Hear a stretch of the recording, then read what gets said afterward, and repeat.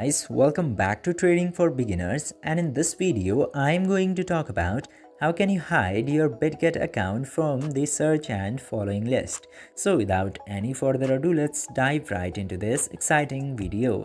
Now, in order to hide your account from searching and following, you just simply have to open a Bitget application at very first.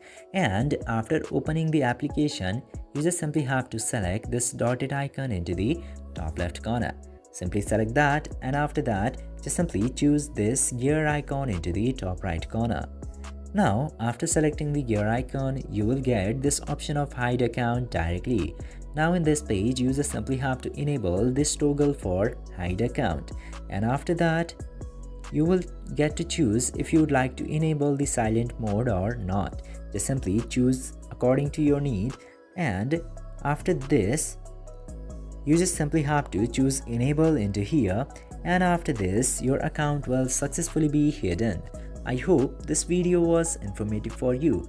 If yes, don't forget to like, share and subscribe to the channel to never miss another update. Thank you for watching this video.